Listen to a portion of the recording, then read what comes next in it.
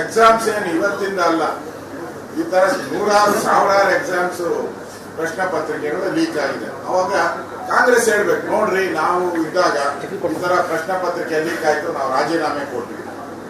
ತೋರಿಸಿ ಒಂದು ಉದಾಹರಣೆ ತೋರಿಸಿ. ನೀವು ಬೇರೆ ತಪ್ಪು ಹುಡುಕ್ಬೇಕಾದ್ರೆ ನೀವಿದ್ದಾಗ ಏನ್ ಮಾಡಿದ್ದೀರಾ? ಆಮೇಲೆ ಈ ಕೀಳು ರಾಜಕಾರಣ, ಕಾಂಗ್ರೆಸ್ಸಿನ ಈ ಕೀಳು ರಾಜಕಾರಣ, ವಿದ್ಯಾರ್ಥಿಗಳ ಭವಿಷ್ಯದ ಜೊತೆ ಚೆಲ್ಲಾಟ ಆಡ್ತಾ ಇರೋದು. ನಿಮ್ಗೆ ಕಾಂಗ್ರೆಸ್ಗೆ ಯಾವ ನೈತಿಕತೆ ಇದೆ? ಸಿದ್ದರಾಮಯ್ಯ, DK ಶಿವಕುಮಾರ್ ಇಬ್ರು ಕಳೆದ 3.5 ವರ್ಷ ಇರ್ಬೋದು, ಅದರಿಂದ ಇರ್ಬೋದು, ಒಂದು KPSC ಎಕ್ಸಾಮ್ ನಡೆಸಕ್ಕೆ ಯೋಗ್ಯತೆ ಇಲ್ಲ ನಿಮಗೆ. ಟ್ರಾನ್ಸ್ಲೇಷನ್ ಇಂಗ್ಲಿಷ್ ಕನ್ನಡಕ್ಕೆ ಟ್ರಾನ್ಸ್ಲೇಷನ್ ಮಾಡಕ್ಕೆ ಯೋಗ್ಯತೆ ಇಲ್ಲ ನಿಮಗೆ. ಇಂಗ್ಲಿಷ್ ಪತ್ರಿಕೆಯನ್ನ ಕನ್ನಡಕ್ಕೆ, ಕನ್ನಡ ವಿದ್ಯಾರ್ಥಿಗಳಿಗೆ ಆಡಳಿತ ಭಾಷೆ ಕನ್ನಡ, ಟ್ರಾನ್ಸ್ಲೇಷನ್ ಮಾಡಕ್ ಯೋಗ್ಯತೆ ಇಲ್ಲ. ಅದಾದ್ಮೇಲೆ ಪರೀಕ್ಷೆನೇ ಮುಂದೂಡೋದು, ಯೋಗ್ಯತೆ ಇಲ್ಲದೆ ಪರೀಕ್ಷೆನೇ ಮುಂದಿಡಿದ್ರೆ ಅವಾಗ ನಿಮ್ಗೆ ಯಾವ ನೈತಿಕತೆ ಇತ್ತು?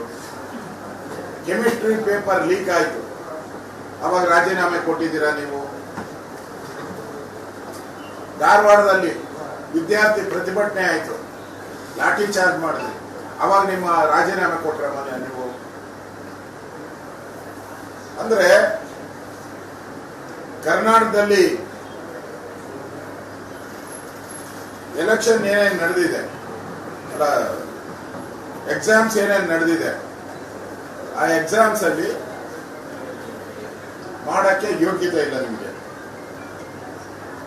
ಇದುವರೆಗೂ UPA ಆಡಳಿತದಲ್ಲಿ ಕಾಂಗ್ರೆಸ್ಸಿನ ದ್ವಂದ್ವ ನಿಲುವು ಏನು ಅಂತ ಹೇಳಿದ್ರೆ, UPA ಆಡಳಿತ ಅವಧಿಯಲ್ಲಿ AIIMS ಪರೀಕ್ಷೆ ನಡೀತು, AIEE ಪರೀಕ್ಷೆ ನಡೀತು, CPMT ಸೇರಿದಂತೆ ಹಲವು ರಾಷ್ಟ್ರೀಯ ಪರೀಕ್ಷೆಗಳು ಪ್ರಶ್ನೆ ಪತ್ರಿಕೆ ಸೋರಿಕೆ ಆಗಿದೆ UPA ಕಾಲದಲ್ಲಿ.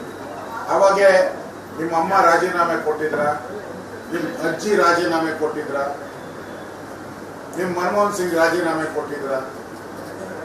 ನಿಮ್ಮ ಅಜ್ಜಿನೂ ಕೊಟ್ಟಿಲ್ಲ, ನಿಮ್ಮ ಅಮ್ಮನೂ ಅವಾಗ ಚೇರ್ಮನ್, UPA ಚೇರ್ಮನ್, ನಿಮ್ಮ ಅಮ್ಮನೂ ಕೊಟ್ಟಿಲ್ಲ. ಈಗ ನೀನು ಮಾತ್ರ ಮೋದಿ ರಾಜೀನಾಮೆ ಕೇಳ್ತಾ ಇದೆಯಲ್ಲ, ಎಷ್ಟು ಸರಿ?